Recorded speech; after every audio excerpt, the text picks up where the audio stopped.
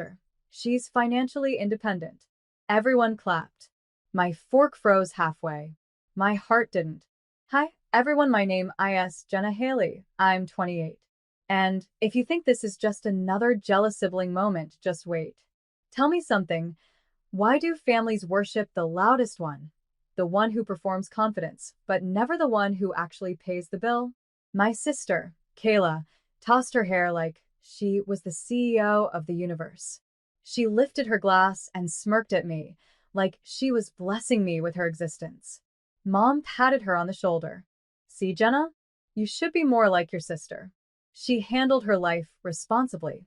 I sipped my drink once, slow, intentional, and said, then she won't miss the $4,200 transfer that hits her account every month. Instant silence.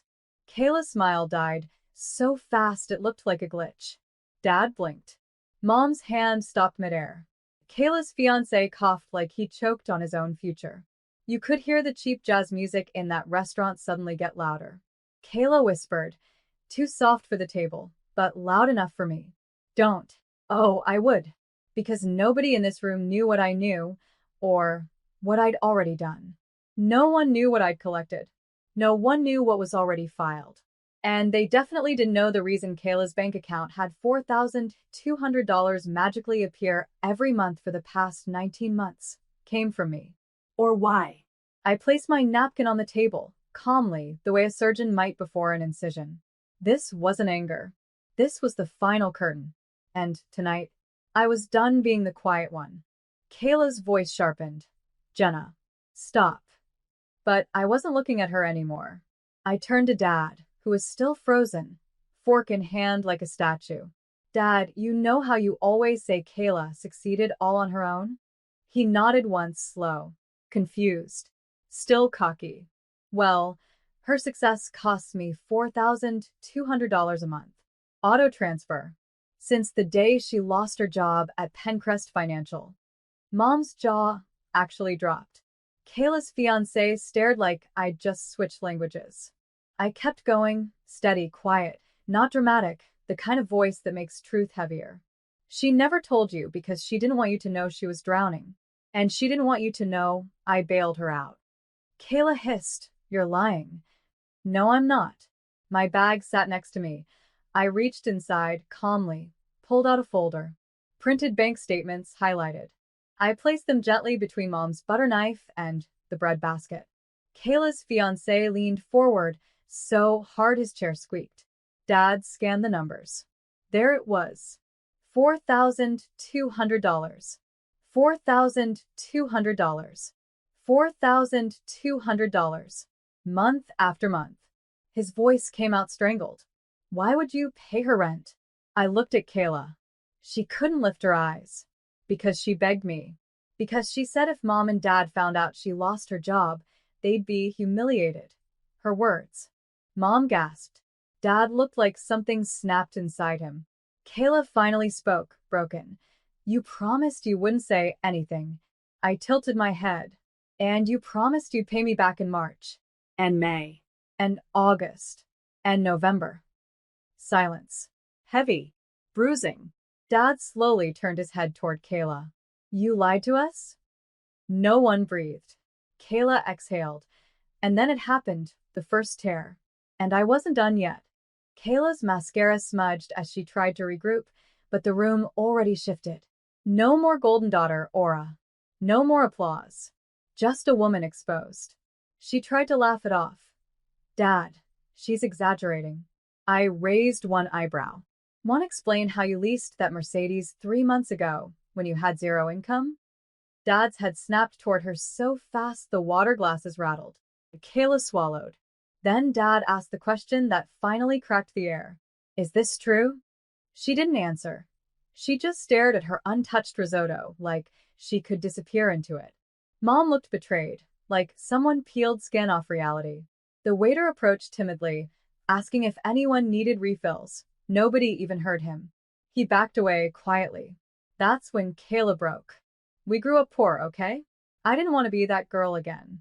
You know what Mom always says, appearance is everything. People expect me to be someone. Her voice cracked. wobbling between rage and grief. She was spiraling. She wasn't glamorous now. She was terrified. And Dad turned to me. Why didn't you tell us sooner?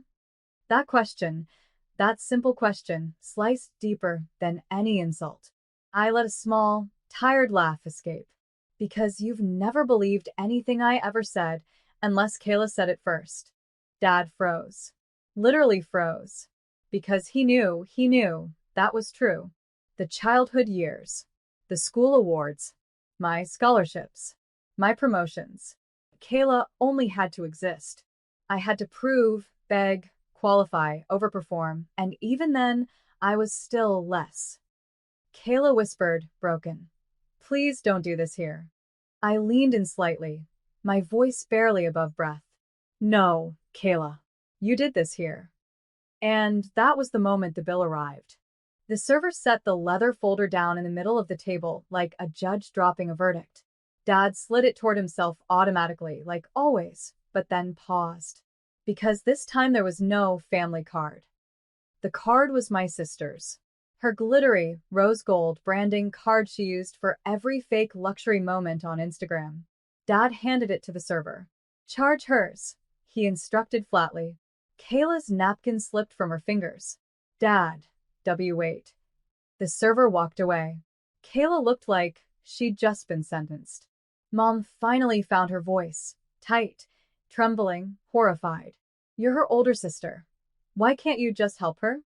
That sentence. Those exact words. It was the summary of my entire childhood, boiled into one lazy weapon. I didn't yell. I didn't rage. I just smiled, a slow, steady smile that probably scared them more than any scream could. I have been helping her. Quietly. Silently. For years. That's what you never saw. That's what you never asked about. Dad leaned back, jaw tight, listening now. And now I've stopped, I whispered. The server returned. Card declined. Kayla's face crumpled. This part wasn't new. This was weekly. Just usually solved by me swooping in. But tonight, I sat still.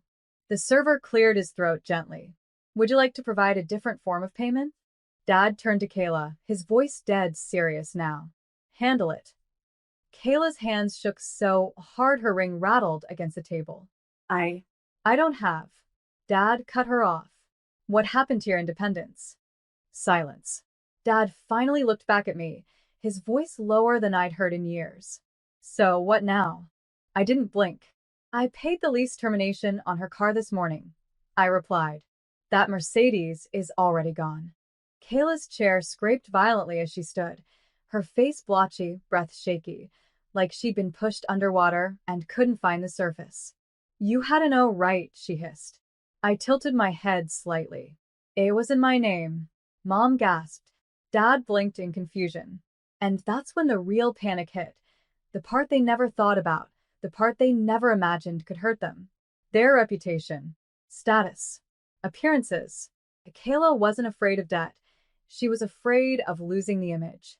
She stumbled toward the exit, heels loud against the stone floor, clutching her purse like she could hold onto her old life if she just squeezed hard enough. Dad stood up slowly. The entire restaurant watched us now, not with curiosity, but with recognition. Because change in a family doesn't look like a speech. It looks like a quiet shift in gravity, one person refusing to be the mule anymore. Dad sat back down. He knew I wasn't bluffing. I placed my napkin on the table gently. My side of the rent? Cancelled. Her phone? Cancelled. Card access? Removed. The utilities she pretends to pay, but doesn't? They're in MY name. Not anymore. Dad's throat tightened. You did all of that today? I nodded. The moment she called me a burden last week, I started the paperwork. He inhaled sharply, age suddenly showing in his posture. He looked older, smaller, almost fragile. His voice broke into something I hadn't heard in years. And what do you want now? I met his eyes. The same eyes that watched me earn everything while Kayla received everything. I want you to stop calling weakness love. Mom flinched. Dad blinked. And I want you, I added softly, to stop pretending you don't know who really kept this family standing. Dad's shoulders slumped, like something heavy finally slipped off that he had been pretending wasn't there. He looked down at his hands, those same hands that used to clap for every mediocre thing my sister did, but never lifted when I was burning myself alive to keep everyone warm. Mom opened her mouth, probably to protest, to twist narrative, to label me dramatic again. But Dad raised his hand and stopped her. That alone told me everything. He finally saw it. He finally saw me. For the first time, maybe in my entire life, he actually looked at me like a real person, not a background character. Alexa, he whispered. Hearing my own name in that tone made something shake in my ribcage. But I didn't let softness pull me back down. I don't owe her my life, I said quietly. She chose aesthetics over responsibility, and you enabled her because it was easier to keep pretending she was winning. Dad nodded slowly, like someone realizing he's been reading the wrong script for decades. Mom shoved her chair back, furious, embarrassed, cornered.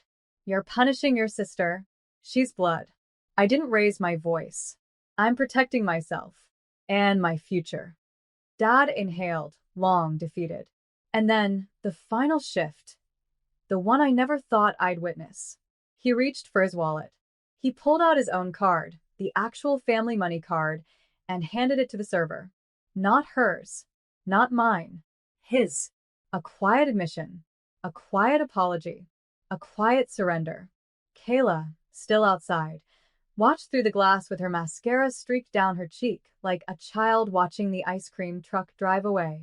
Dad signed the bill. He didn't look up.